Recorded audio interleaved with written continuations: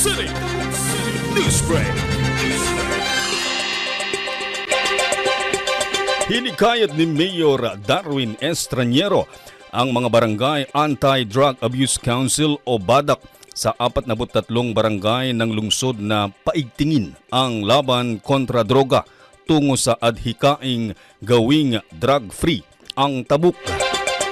Sa nakaraang orientation ukol sa monitoring and assessment of localized NAP PCVE module at Early Warning Prevention and Response CUM-SICAP orientation, hiningi niya na bigyang pansin ang mga rason kung bakit nasasangkot ang isang tao sa pagbebenta ng droga na anya ay isang mapaghamong suliranin ng lipunan.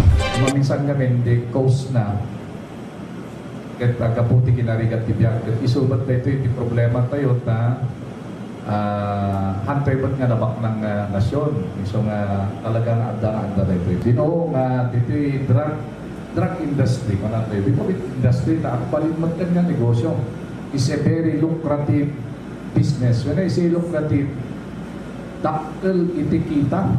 So nga ato ti ma-involve dito ado iti kita. Rason ti sumberkan ti may isang tao, di kumitaan na, di kinarigat kibiyag. Kung namaminsan, di may isang cause naman ti drugs nito, hindi kayo panag-usap na because of problems in the family. So ato dagito yung causes na. But the main reason, of course, di karoon da dakkel ti kita da. Okay?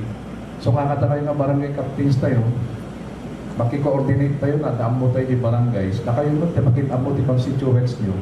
No sino dagito'y aguskusar, agibindil, taiso iti matiliw, tapno ti kasagat at sagdan pwede nga problema. Ayon sa alkalde, isa pa ring hamon ang pagbebenta at paggamit ng illegal na droga sa bansa.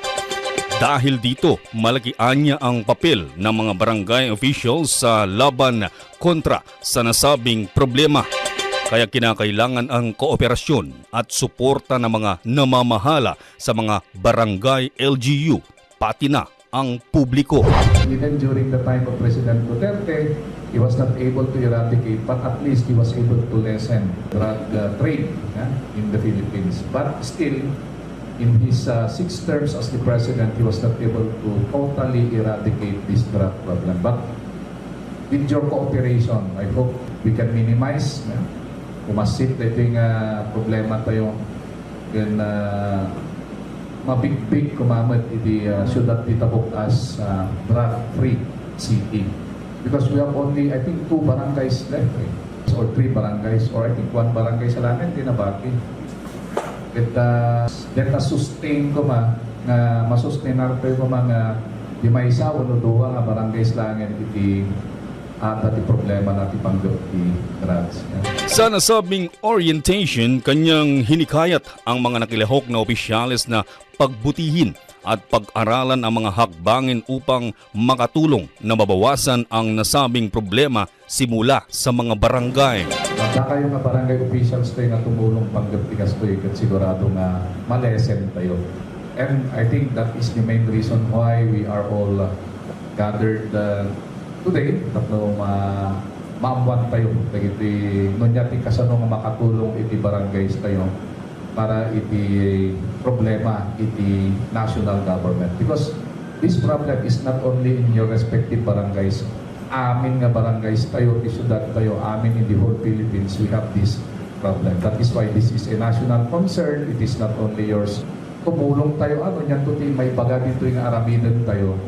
So natatoy nga makikooperate at mapipit nga mapasat din mo ma-minimize na ito nga problems tayo iti panggap iti drugs.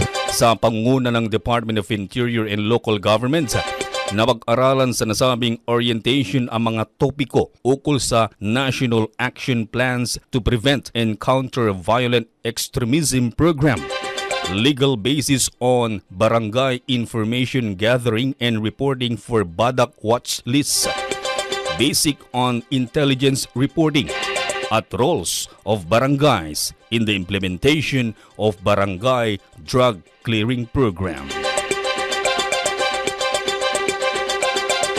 At yan ang balita para sa oras na ito. hatid sa inyo ng City Public Information Office. Ako po, si Reddy Ratatan. Tabuk City News Break.